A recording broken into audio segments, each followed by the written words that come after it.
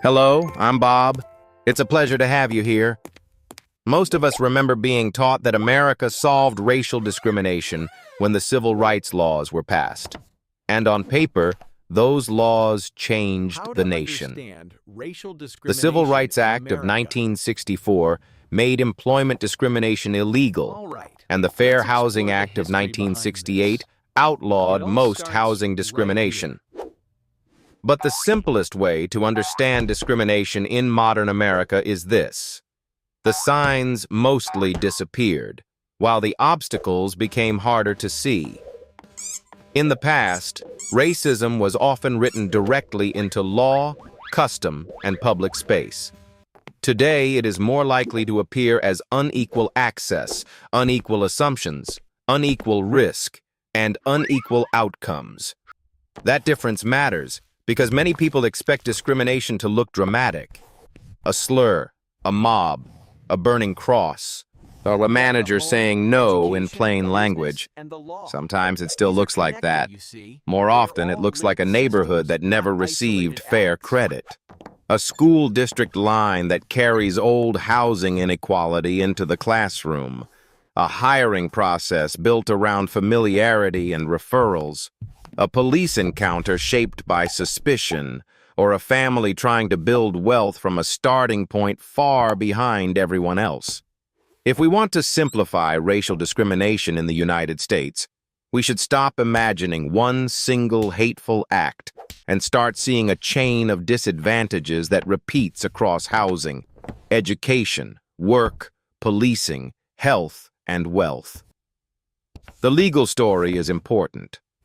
America did not move from justice to injustice by accident. It moved through systems.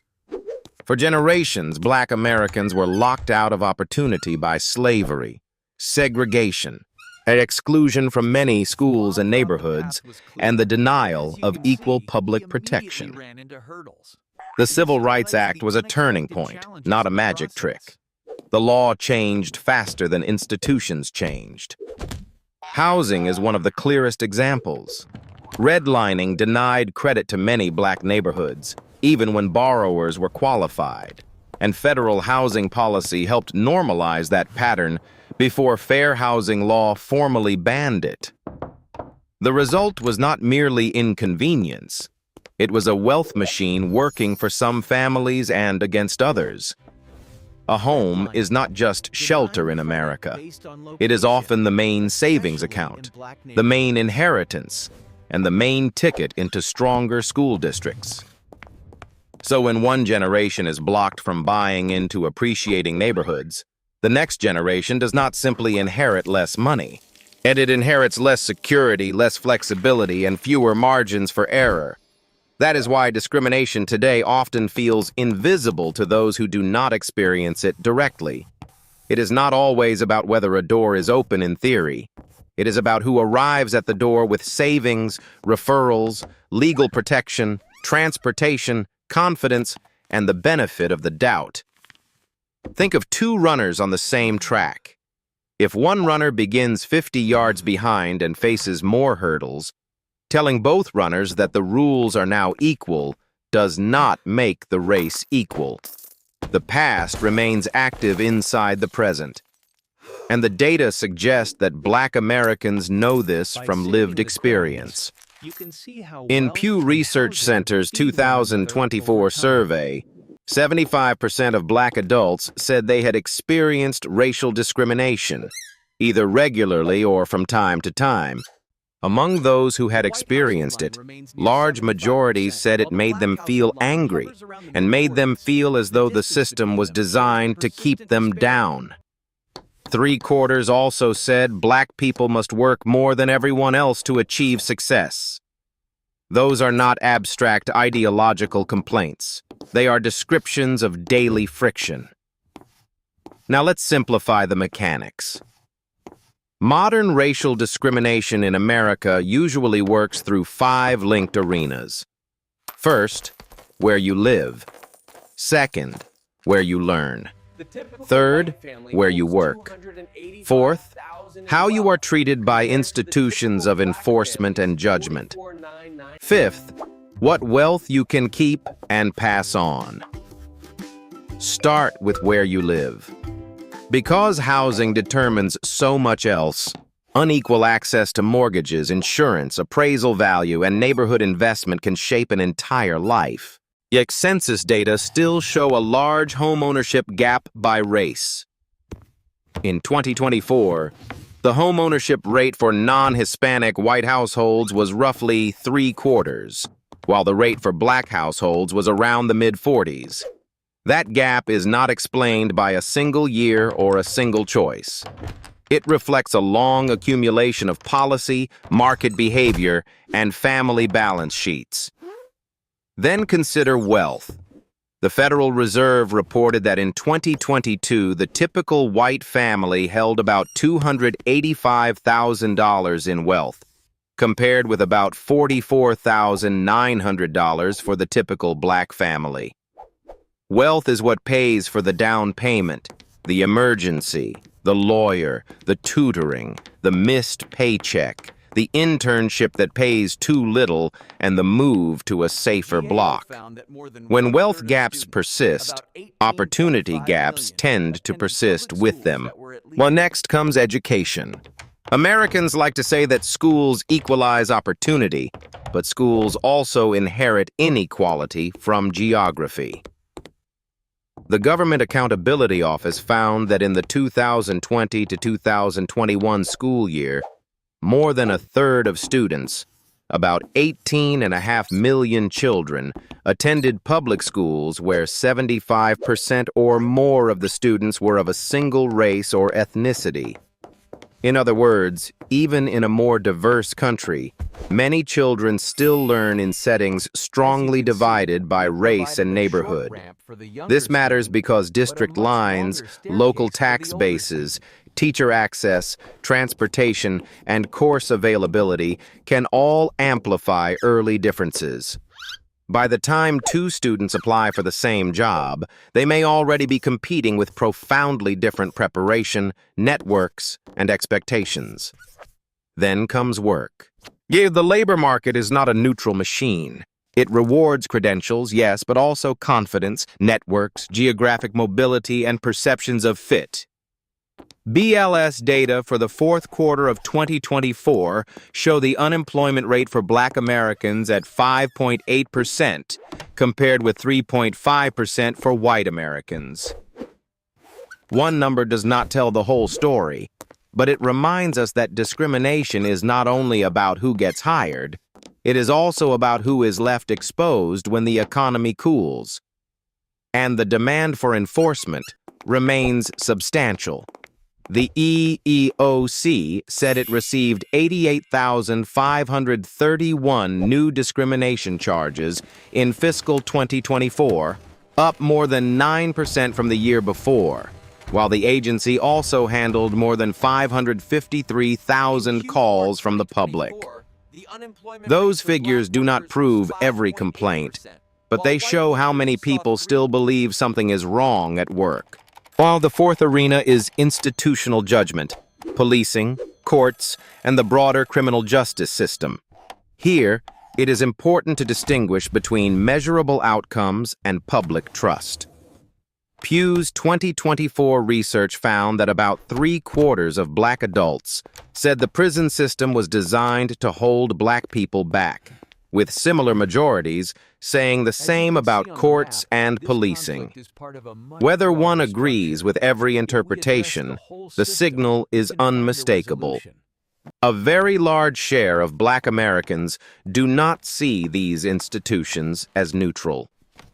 Trust matters economically as well as morally. When communities mistrust the institutions that claim to protect them, cooperation falls, stress rises, and everyday citizenship becomes more fragile. Parents become more cautious. Teenagers become more guarded. Ordinary mistakes can feel more expensive. At the fifth arena is intergenerational wealth. This is where all the earlier arenas meet. Housing affects schools. Schools affect jobs. Jobs affect savings. Savings affect neighborhoods, health, and retirement. Then the cycle repeats. Discrimination is powerful not only because it harms one moment, but because it compounds across decades. That compounding effect helps explain why many Americans talk past each other on race. One side looks for explicit prejudice and says, "I do not see much of that anymore." The other side looks at the cumulative structure and says, "I live with it all the time." Both are describing different layers of the same country. Yes, legal segregation ended.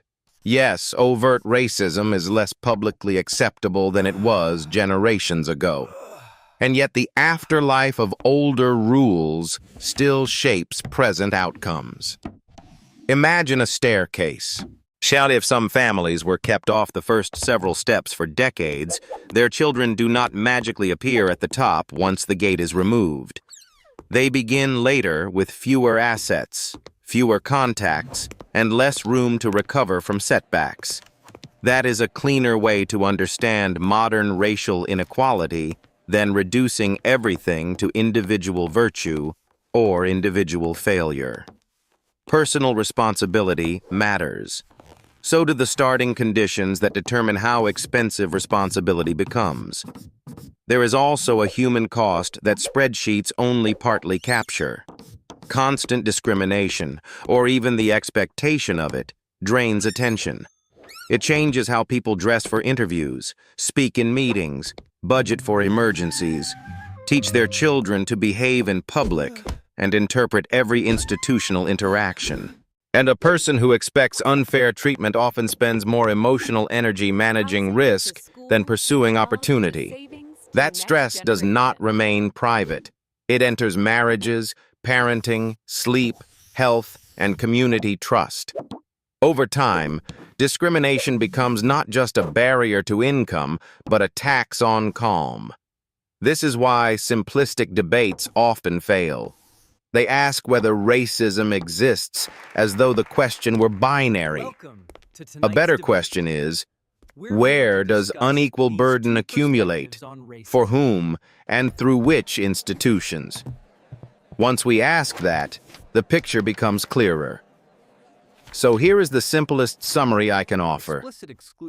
In the United States, racial discrimination against Black Americans is no longer mainly a matter of explicit exclusion in plain sight. It is more often a matter of accumulated disadvantage moving through housing, schooling, work, institutional judgment, and inherited wealth. It is the difference between being told you cannot enter and being allowed to enter after the best seats, best loans, best schools, and biggest cushions were distributed long ago.